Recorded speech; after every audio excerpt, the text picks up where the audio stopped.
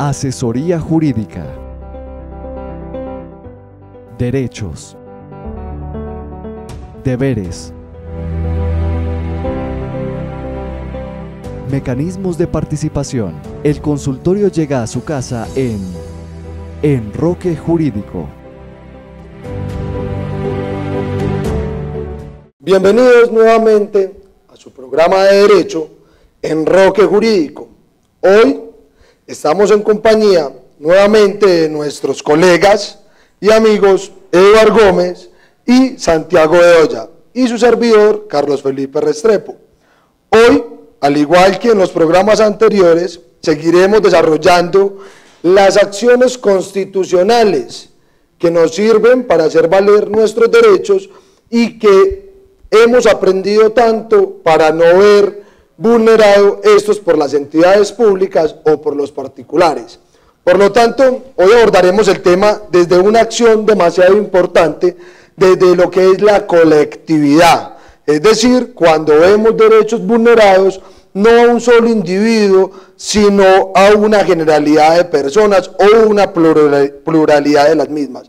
Por lo tanto, empezaremos a abordar lo que se conoce como acción popular, la cual está estatuida en su artículo 88 y desde ahí empezaremos un análisis constitucional, legal y miraremos los parámetros mínimos que se exigen para poder hacer valer nuestros derechos a través de dicha acción. Entonces, como siempre, pues iniciemos con una somera lectura de lo que trae la Constitución para poder entrar en materia y empezar a desarrollarlo. Eduardo. Sí, así es, Carlos. Para nuestros queridos televidentes, vamos a hacer una lectura pequeña de lo que trae el artículo 88 en la Constitución Política de Colombia.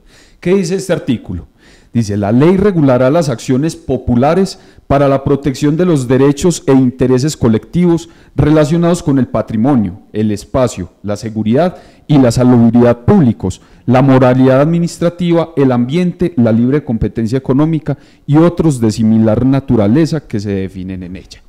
Es decir, viene este artículo a decirnos que es una acción que se puede ejercer con el fin de proteger derechos e intereses colectivos. Esa es la característica principal de la acción popular. Claro, Eduardo, realmente es muy importante destacar que la Constitución se preocupó desde 1991 en tener en cuenta que si bien existen acciones, como ya lo hemos venido viendo, para las personas en específico y sus derechos particulares, también existen acciones para proteger los derechos colectivos. Sin embargo, hay que aclarar de que si bien esta acción va constituida por el artículo 88 y desde allá se puede entender, tiene que regularse, como la mayoría de las acciones que hemos visto. Todas las acciones vienen por decreto o por ley para poderla reglamentar en Colombia, por lo que existe una norma, en este caso la 472 del 98, de 1998, quien instituye precisamente la acción popular. En su artículo segundo nos da claridad y reza de la siguiente manera: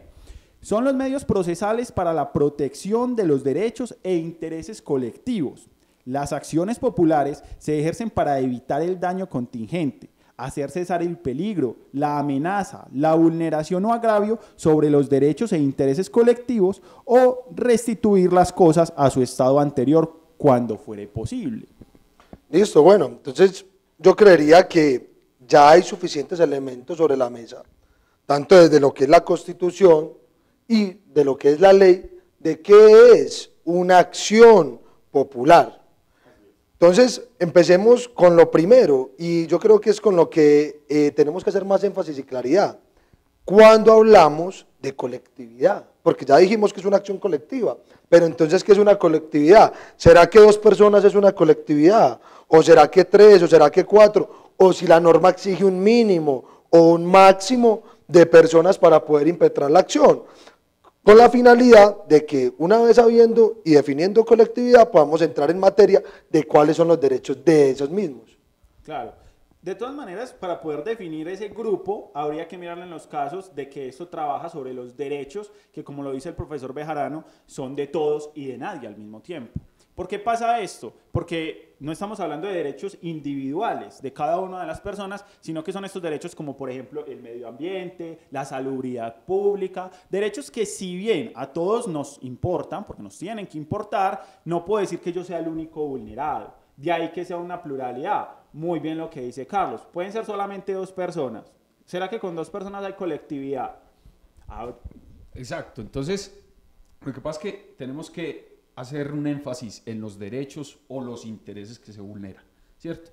Cuando hablamos, por ejemplo, del derecho al ambiente sano, ¿quién puede verse interesado en que se le respete el ambiente sano? ¿Santiago como persona o Santiago y el señor Carlos como personas interesadas en que se respete? Entonces ahí vemos la importancia de clasificar la colectividad. La colectividad no tiene que ser todo, en este caso San Pedro de los Milagros, todas las personas, sino un grupo de personas que sientan que sus derechos colectivos están siendo vulnerados. Es decir, yo pensaría que para dar claridad en este aspecto, es decir, hablamos de una pluralidad de personas determinada que se veía afectada frente a derechos indeterminados. Para aterrizar de pronto más la idea, para que no quede tan en el aire, o sea, cuando hablamos de derechos indeterminados no es porque los mismos no estén estatuidos o no estén desarrollados, sino que no podemos decir que la afectación es única y particular de esa persona, sino que todos aquellos que se encuentren, pongamos un ejemplo, de pronto para aterrizar más la idea, digamos en el evento de un derecho vulnerado como el medio ambiente, porque una entidad, sea pública o privada, me está de pronto arrojando desechos tóxicos que afectan la salud, que afectan el medio ambiente, tenemos que entrar a decir de que ese derecho no es exclusivo de Santiago, que vive en la zona, ni ese derecho es exclusivo de Edward, sino de todas aquellas personas que se encuentran dentro de esa zona, que son determinadas, pero que el derecho en sí es indeterminado, porque es un derecho que compromete a la pluralidad o al colectivo de esa unidad.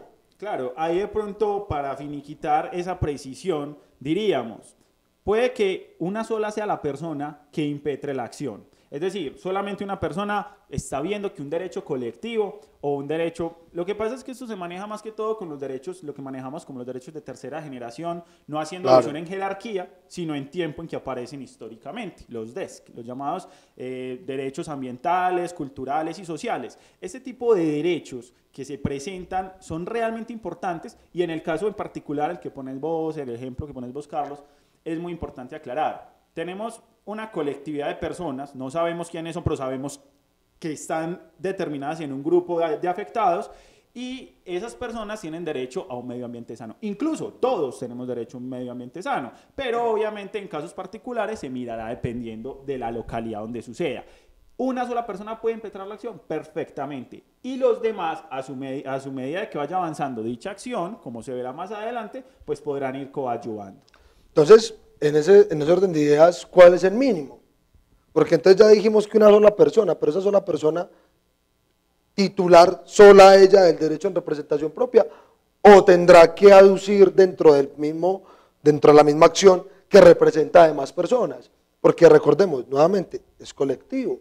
No, claro, es que hablamos de la colectividad. Si una sola persona inicia la acción es porque hay un grupo afectado. Solamente que no tiene que ir todo el grupo a presentarla. ¿Qué pasa? Y hay que hacer una diferenciación importante y con esto hay confusión muy a menudo y es con la acción de grupo, que ya la trabajaremos más adelante, en la cual sí se requiere un mínimo de personas, que son 20 personas, así la acción la ejerza una sola. Ese mínimo es de 20, pero para la acción de grupo.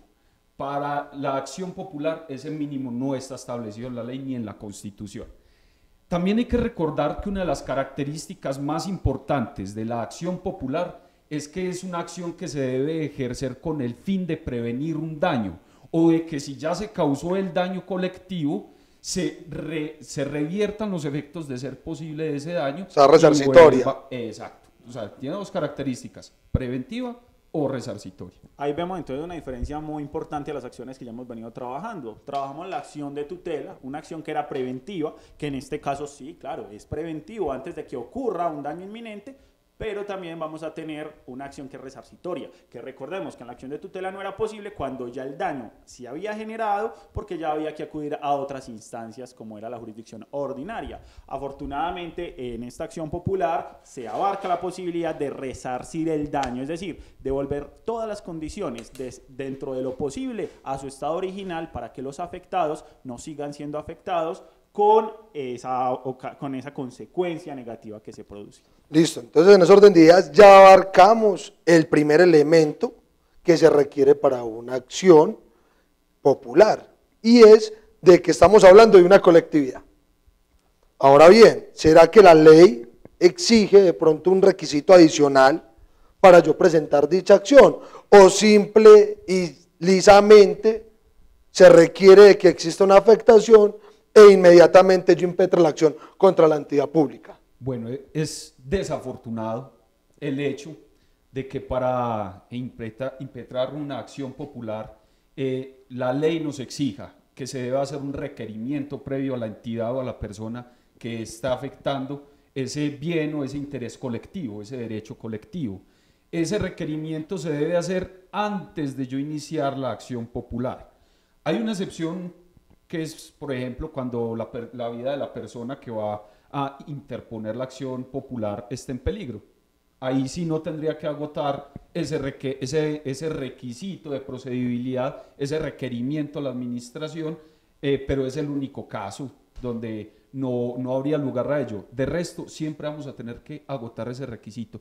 Decimos desafortunado porque, hombre, como se busca proteger un bien colectivo, un interés colectivo, un derecho de muchas personas, de varias personas, pues entonces se está perdiendo tiempo al hacer ese requerimiento. Sin embargo, la ley lo exige y hay que hacerlo. Para darle mayor claridad y para hacer una explicación más histórica del por qué esto se vuelve necesario, cabe resaltar que en un inicio no era necesario. Es decir, cuando hablamos de la ley 472 del 98, en su artículo 10º de hecho expresaba que era opcional. Es decir, se podía hacer un requerimiento a la administración, a las entidades administrativas, a las entidades públicas, para que protegiesen estos derechos, pero no era necesario. ¿Qué pasa? Con la entrada del CEPACA, es decir, el Código de lo Contencioso Administrativo y el Código Administrativo, se cambia esta concepción y se vuelve necesario, se vuelve una obligación antes, es decir, un requisito de procedibilidad, tener que hacer el requerimiento de las debidas administraciones,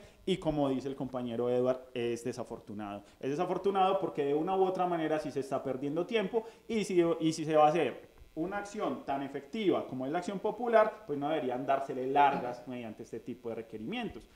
Claro está que existen las excepciones cuando hay daños inminentes. Ahora bien, desde una opinión ya de carácter particular y como litigante, pensaría yo de que si bien es cierto, hay un requisito de procedibilidad para acudir a esa instancia de poder hacer uso de esa acción constitucional, porque ese requisito de procedibilidad tiene sin una sola finalidad. ¿Y cuál es? De que la entidad que está causando el daño tome las medidas pertinentes y preventivas a evitarlo sin necesidad de acudir ante la jurisdicción.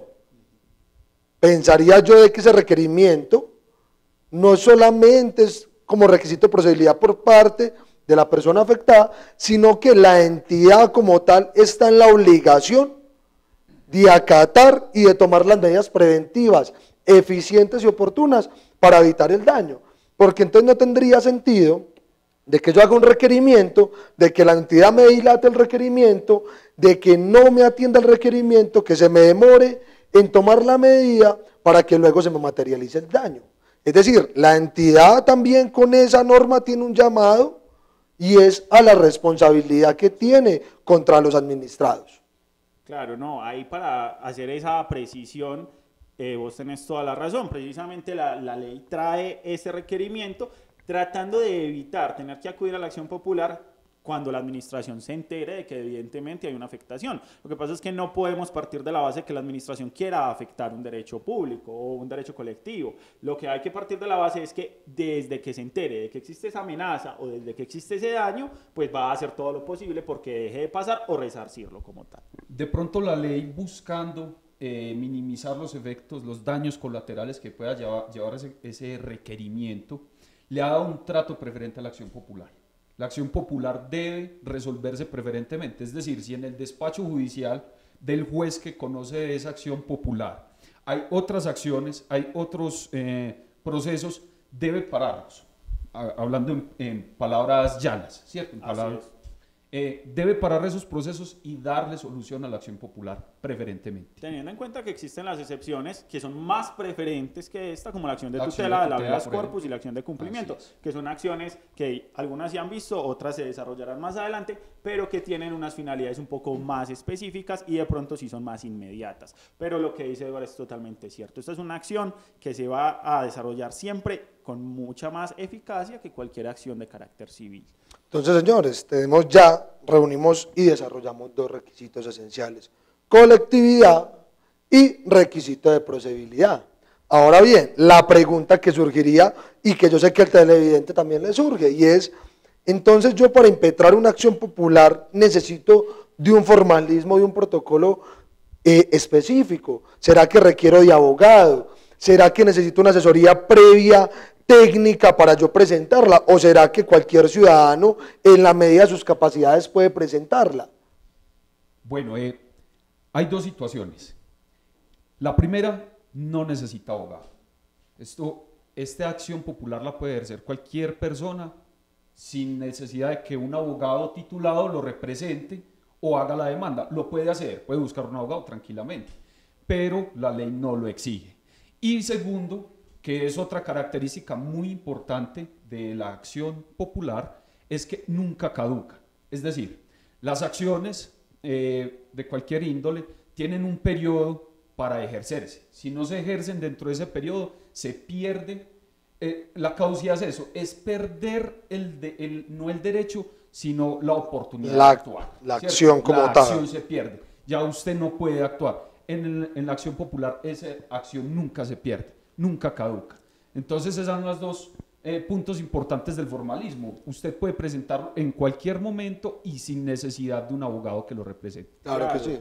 Hay que hacer la claridad de que las personas que de pronto estén interesadas en leer la ley 472 del 98 van a encontrar que existía una caducidad de 5 años. Esa caducidad, por orden de la Corte, se declaró inexequible, porque no se debe entender de que la acción va a tener una caducidad de 5 años cuando hay acciones que inminentemente se pueden reparar o resarcir con posterioridad. Por lo tanto, no es del recibo de que posterior a 5 años haya caducidad, no tiene caducidad.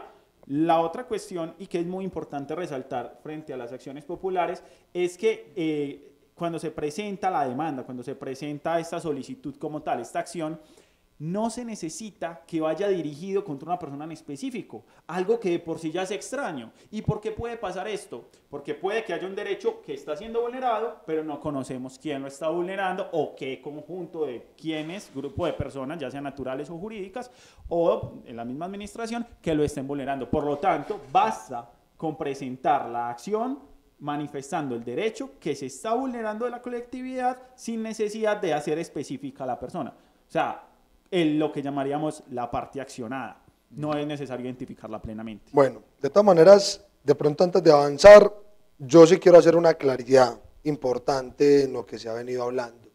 Y es de que si bien es cierto, la acción no requiere abogado. Siempre se asesora, y dentro de las instalaciones de enroque jurídico siempre ha sido una política. Y es de que siempre cuando se esté vulnerando un derecho, cuando se están viendo flagelados en los derechos que ustedes como televidentes tienen, lo más recomendable es siempre buscar la asesoría de un abogado. ¿Por qué razón? No porque no se puede impetrar como lo dice la norma, lo puede impetrar sin abogado, sino que el abogado para eso está, porque tiene la formación, tiene el conocimiento de cómo guiar, de cómo generar los parámetros para que ese derecho que se está viendo afectado pueda salir avante ante un juez constitucional. Es decir, cuentan con la garantía técnica de que un abogado puede salvaguardar y ayudar a salvaguardar esos derechos flagelados.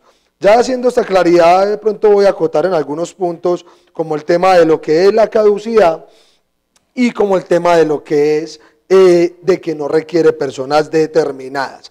En esos dos puntos hay que tener en cuenta. Entonces, primero, ya sabemos de que no hay caducidad, por lo que decía Eduard y por lo que estaba también acotando Santiago. Y es claro, ¿cómo va a tener caducidad un derecho que en el tiempo se puede seguir perpetuando?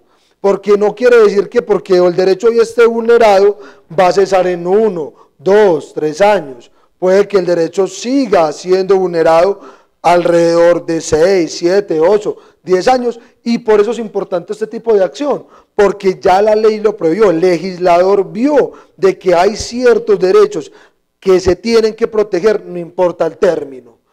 Uno, por eso no va a haber caducidad y por eso la Corte ya se manifestó inexequible el término de 5 años con la reglamentación anterior.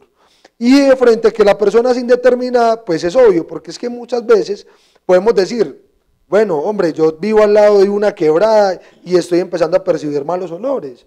Y empiezo a percibir de que las aguas vienen más negras, vienen más contaminadas, pero yo no sé realmente, en principio, qué la está causando. Pero yo no puedo esperar, ni estoy en la obligación de ir a investigar primero para luego poder tutelar mi derecho. Yo voy y lo hago tutelar a través de lo que es la acción popular y posteriormente es el juez el que tiene la obligación en coadyuvancia del particular y del colectivo que sea afectado, con las pruebas que se alleguen, de identificar quién es el que está causando dicho daño.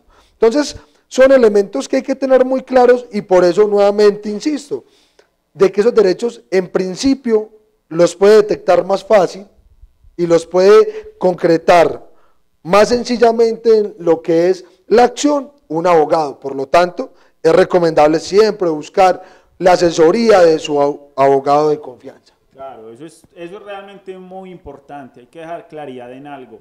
La idea no es ejercer una acción por ejercerla, la idea es buscar que al ejercer una acción nuestros derechos, ya sean mis derechos personales o ya sean los derechos de los colectivos, puedan ser tutelados, puedan ser protegidos efectivamente.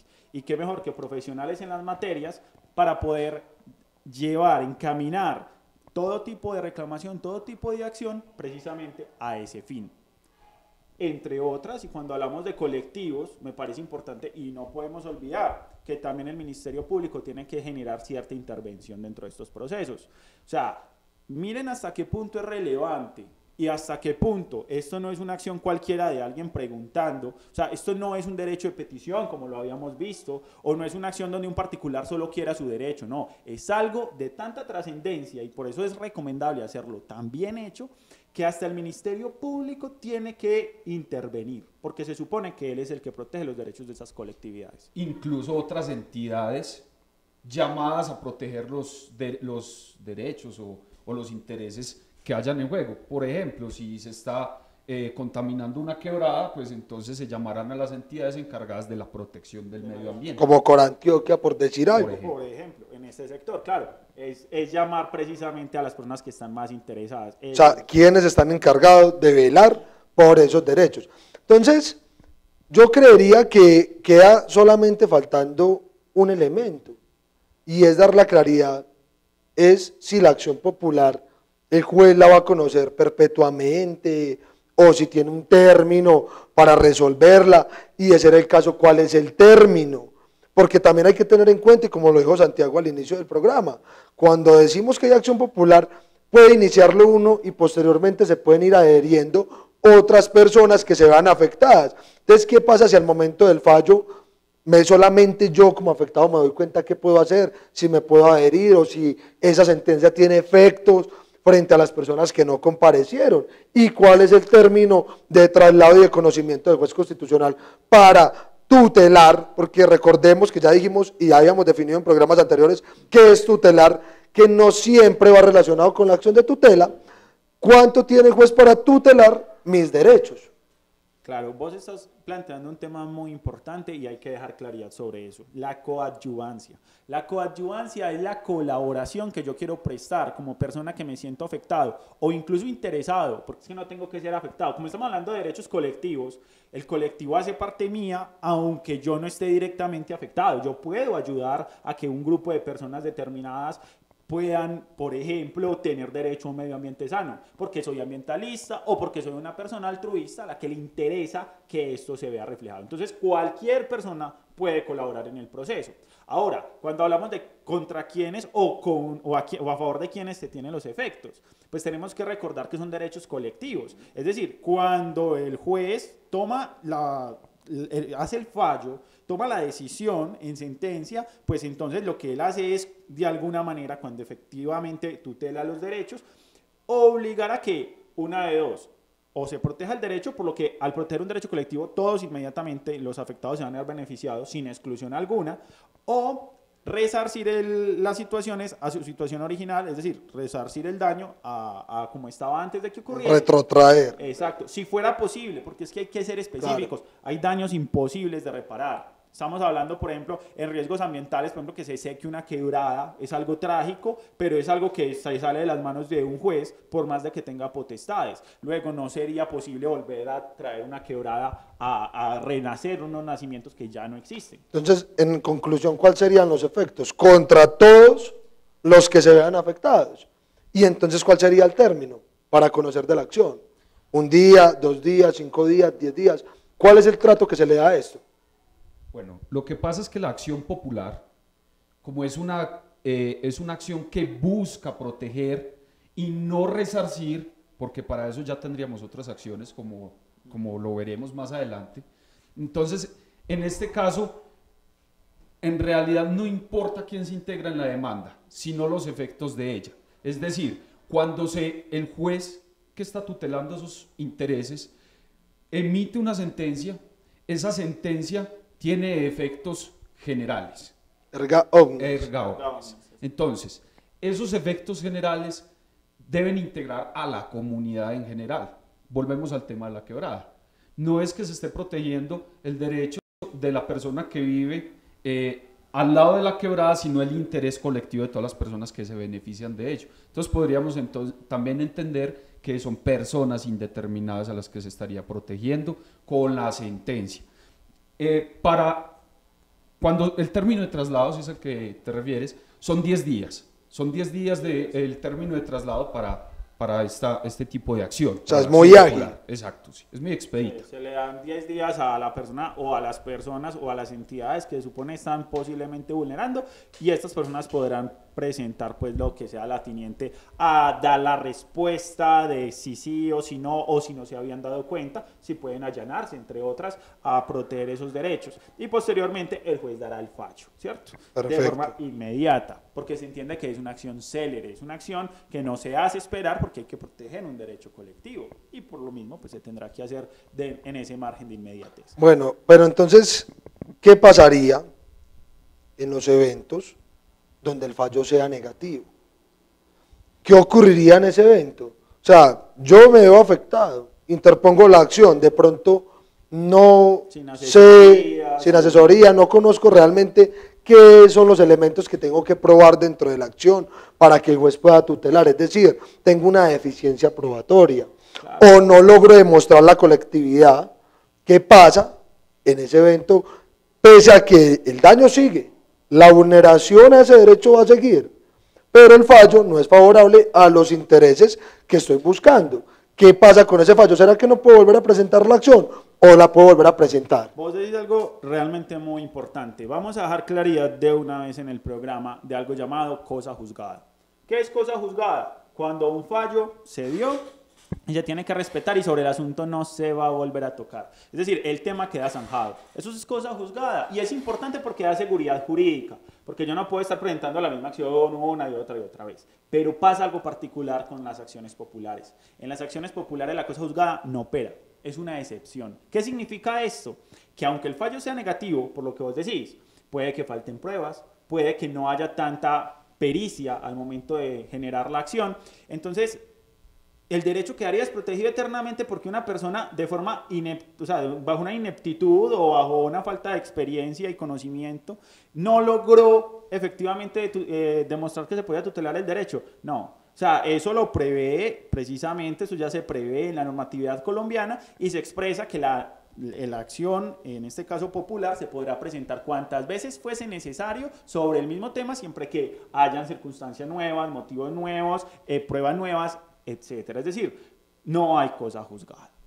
Y advertir que, al igual que como lo tratamos en programas anteriores al respecto de la tutela, la acción popular no solo se puede presentar contra entidades de derecho público, sino también contra particulares, que con su actuar o con su omisión también estén afectando derechos colectivos que ya han sido pues nombrados, una lista de ellos, el ambiente sano, el buen nombre administrativo, la sana competencia, etcétera, etcétera.